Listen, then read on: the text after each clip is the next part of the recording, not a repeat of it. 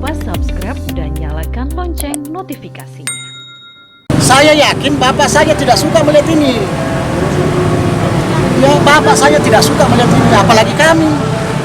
Enak sampai yang habis ini pulang ke Samarinda. Nah, kami setiap hari lewat di sini melihat segala ini. Rombongan Komisi C DPRD Kota Bontang melakukan inspeksi mendadak ke lokasi pembangunan Tugu PKK di Kelurahan Tanjung Laut.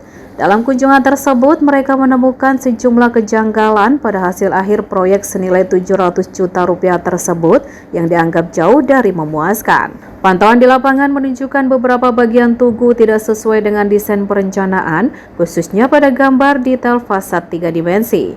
Masalah yang mencuat antara lain cat yang belang-belang, material yang rapuh, hingga ketinggian tugu yang dinilai membahayakan pengendara. DPRD menilai proyek tersebut mencerminkan lemahnya perencanaan dari dinas terkait, sehingga tidak hanya Tugu PKK yang menjadi sorotan, tetapi juga proyek-proyek lain yang dikelola pemerintah Kota Bontang. Ketua Komisi C DPRD Kota Bontang, Alvin Rausan Fikri, menekankan pentingnya perbaikan perencanaan tata kota ke depan. Ia menyarankan agar pemerintah lebih fokus pada aspek estetika dan keindahan kota. Menurutnya, banyak elemen kota yang saat ini dibangun justru mengganggu pandangan, seperti bangunan tinggi atau struktur lain yang menghalangi estetika lingkungan. Bangunan yang ada sekarang sudah tidak bisa kita apa-apakan selain untuk diperbaiki, untuk dirapikan, karena banyak sekali yang tidak rapi, ya kan? Yang kedua, ini catatan yang sangat penting untuk PUPR, khususnya bidang tata bangunan dan tata kota. Untuk bagaimana ke depan tuh perencanaan harus lebih baik, utamanya soal estetika dan keindahan kota. Kita ini punya ikon religi di belakang, tapi ditutupi pandangan kita dengan tugu PKK yang tinggi sekali. Itu membuat jalur angin supaya tidak goyang ketika ada angin. Tapi saya rasa PUPR menggambar sesuatu itu pasti sudah dihitung. Kalaupun belum dihitung, ini menjadi catatan juga sebenarnya. Saya tadi sudah sampaikan, saya tidak menerima alasan apapun, angin atau segala macam, karena menggambar bangunan pasti sudah dihitung bobot anginnya, beban angin berapa, seperti itulah ya. Jadi nggak masuk akal lah kalau dia bicara soal angin sedangkan ini sudah ada gambarnya gitu. Lain kalau gambarnya itu memang seperti ini, ya it's okay.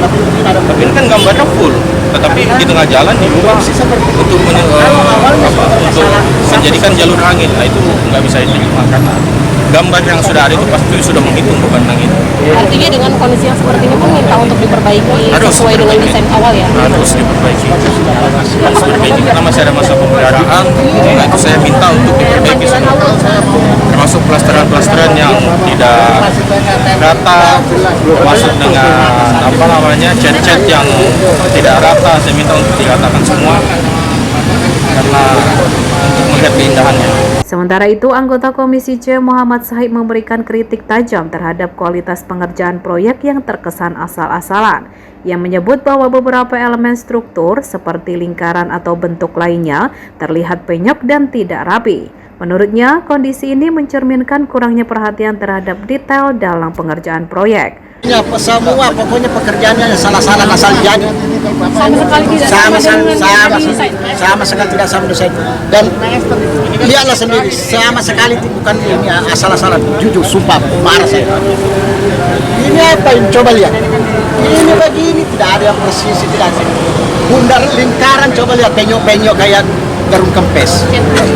Catnya juga nggak tahu katanya dulu, tapi nggak tahu mana dulu sama di Itu udah pecah kan? Di atas itu pecah-pecah.